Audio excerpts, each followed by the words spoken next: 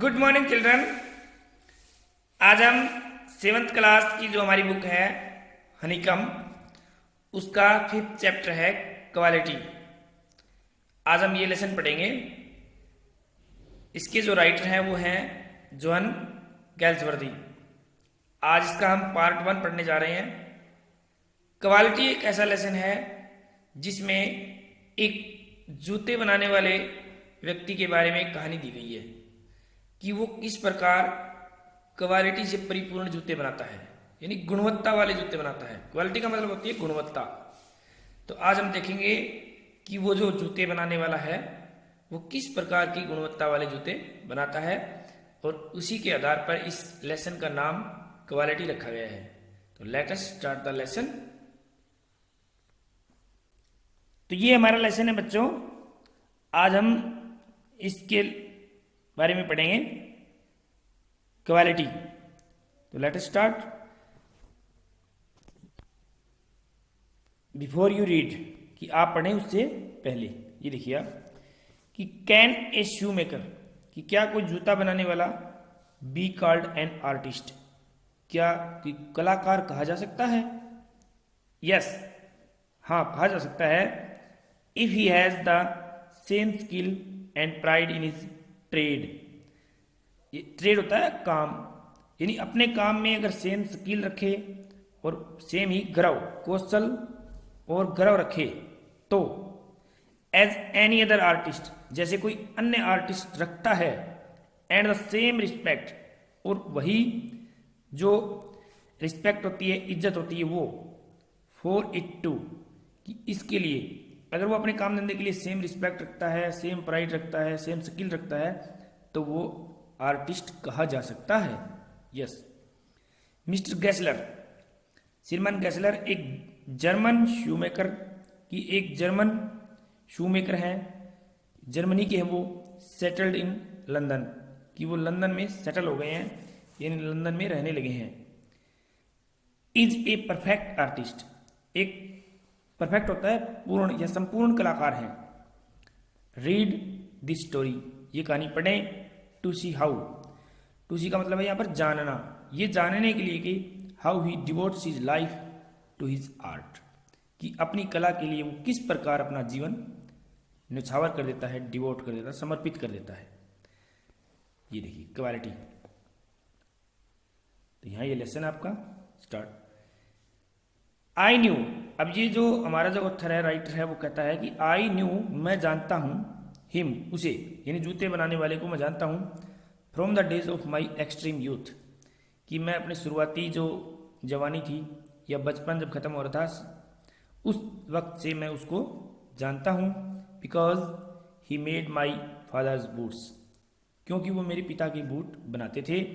He lived with his Elder brother, वो अपने बड़े भाई के साथ रहते थे। ओल्ड एल्डर एल्डर एल्डेस्ट, तो बड़े भाई के साथ रहते थे।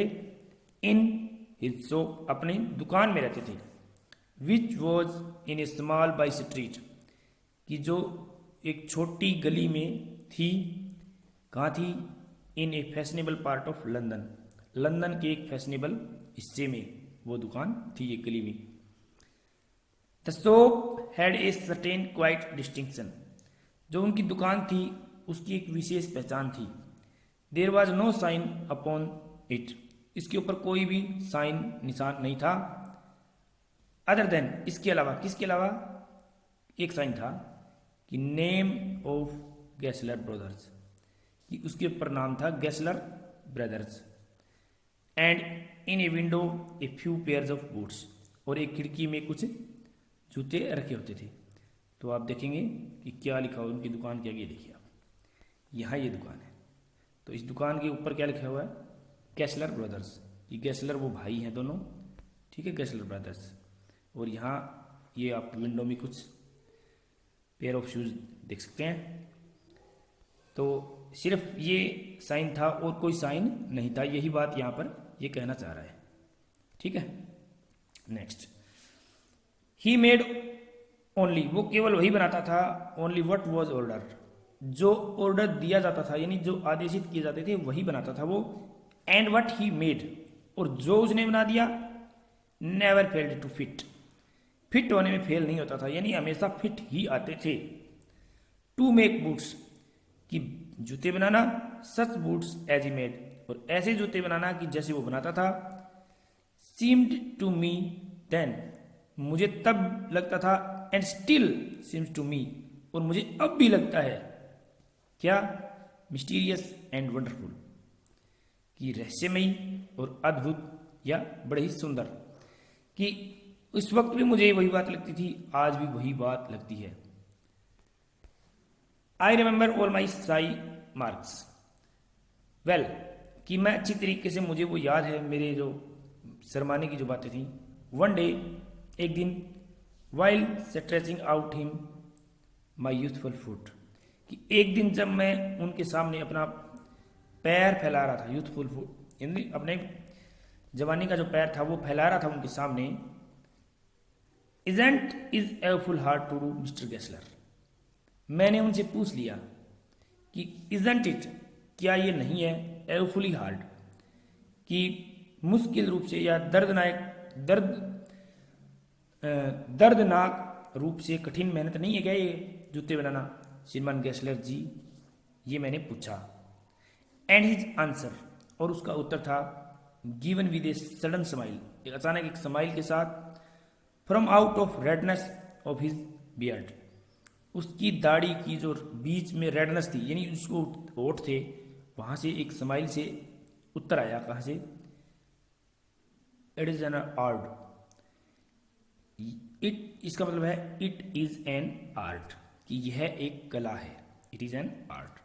यहाँ ये इस प्रकार की स्पेलिंग इसमें कुछ गड़बड़ दी गई है, ये क्यों दी गई है, ये यहाँ लिखा हुआ है कि sad with a German accent, कि ये जर्मन भाषा में इस प्रकार कुछ विशेष रूप से ये बोला जाता है ऐसा, ठीक है, वहां का लहजा है ये, ठीक है, इसको लहजा बोलते हैं, किसी विशेष क्षेत्र में जो बातें बोली जाती है, ठीक है, उस लहजे में ये बोला, it is an art. Okay, next, it was not possible to go him very open, कि बार बार उनके पास जाना पॉसिबल ही नहीं था, कि बार बार उनके पास कोई नहीं जाता था, क्यों, कि हिज बूट्स लास्टेड टेरिबली, कि उसके जूते थे वो काफी लंबे समय तक चलते थे, ये देखिए, लास्टेड वेरी लॉन्ग, इसका मतलब है काफी लंबे समय तक चलते थे। हैविंग समथिंग, अब देखिए, having something beyond the temporary, in temporary से परे थे वो जूते, काफी समय तक चलने वाले थे। Some essence of boot stays into them, कि जूतों का सार, यानी उनके सार, इसका मतलब होता है सार, स्टीज इनटू देम, उनके अंदर सील दिया गया होता था। वन वेंट इन, जब कोई उस दुकान के अंदर जाता था, not as into most shops, जैसा कि अन्य दुकानों में नहीं जाता ऐसा कोई, बट रेस्टफुली, इतना आराम से, as one enters in a church, जिस प्रकार कोई चर्च में जाता है उस प्रकार उसकी दुकान में जाता था कोई। And sitting on the single wooden chair, और एक सिंगल लकड़ी की चेयर पर वहां बैठ जाता, वेटेड, इंतजार करता हुआ। फिर क्या होता, ए ग्लेटरल साउंड, कि ऐसी बड़बड़ाने की सी आवाज, ठीक है, and tip tap of his slippers, और उसके स्लीपरों की आवाज टिप टैप करते हुए उसको सुनाई देती थी, कैसे, beating the narrow wooden stairs, कि वो पतली लकड़ी की सीढ़ियों से उतर कर आता था वो, ठीक है, तो उसकी आवाज टिप टैप आती थी। And he would stand before one without coat, और किसी के सामने वो बिना कोट के खड़ा हो जाता था। ए लिटिल बैंड, थोड़ा झुका हुआ, इन लेदर एप्रन, और चमड़े के एप्रन पहना हुआ, विद स्लीव्स टर्न्ड ब्लैक, और उसकी स्लीव्स जो थी वो पीछे मुड़ी हुई थी। इसमें आप थोड़ा सा इस चित्र को देखेंगे तो समझ जाएंगे, यहाँ एक लेदर एप्रन आया है, एक स्लीव्स टर्न्ड बैक आई है, तो ये देखिए, यहाँ देखिए, ये जो है ना, इसने जो ऊपर से कपड़ा डाला है इसको हम एप्रन बोलते हैं, ओके, और इसकी स्लीव जो है ये देखिए आप, इसकी बाहें हैं वो थोड़ी सी मुड़ी हुई ऊपर, टर्न बैक मुड़ी हुई है, ओके। अब देखिए आप, यहां थे हम, कि leather apron with sleeves turn back, okay, उसकी स्लीव जो पीछे मुड़ी हुई थी। ब्लिंकिंग, झपकाते हुए, आंखें झपकाते हुए, as if awakened from some dream of boots, जैसे वो किसी बूट के सपने से उठ के आया हो, इस प्रकार अपनी आंखें झपकाते हुए वो आता है। एंड आई वुड से, और मैं कहता हूं या मैं कहता था, how do you do mister Gessler, कि मिस्टर गेसलर आप कैसे हैं। Could you make me a pair of Russian leather boots, क्या तुम मेरे लिए एक रशियन लेदर के बूट बना दोगे, रशियन चमड़े के बूट बना सकते हो। विदाउट ए वर्ड, बिना एक शब्द कहे, he would leave me retiring, retiring होता है यहाँ पर इंतजार करते हुए मुझे वो छोड़ जाते थे।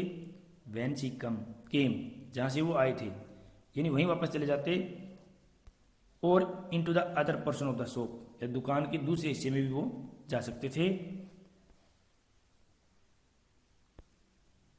एंड आई वुड कंटिन्यू, और मैं वहां इंतजार करता था, rest in the wooden chair, उसकी लकड़ी में इंतजार करता था, inhaling the incense of his trade, कि इनहेलिंग होता है सांस लेते हुए, इंसेंस होता है अगरबत्ती की सुगंध होती है ऐसी, हिज ट्रेड, उसके काम में अगरबत्ती जैसी सुगंध आती थी वहां पर, इस तरह चर्च में अगरबत्तियों की आती है वैसे ही उसके काम में आती थी, ऐसी सुगंध लेता रहा मैं, उसका इंतजार करता। फिर सून ही वुड कम बैक, जल्दी ही वो वापिस आते, होल्डिंग इन हिज हैंड, अपने हाथ में पकड़े हुए, a piece of gold brown leather, एक सुनहरे भूरे रंग का लेदर अपने हाथ में पकड़ी हुई, with eyes fixed on it, उस पर उनकी आंखें टिकी रहती।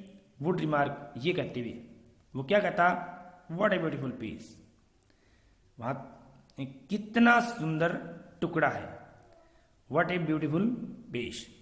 तो ये जर्मन एक्सेंट होगी ना, जर्मनी भाषा में इस प्रकार, जर्मन लहजे में ऐसे बोलेंगे, लेकिन इसका सही जो मीनिंग है वो क्या है, यहाँ देखेंगे आप, ये क्या है कि व्हाट ए ब्यूटीफुल पीस, कितना सुंदर टुकड़ा, व्हाट ए ब्यूटीफुल पीस, इसको देखिए आप ध्यान से, ठीक है, ये बीस नहीं है, ये पीस है, ओके।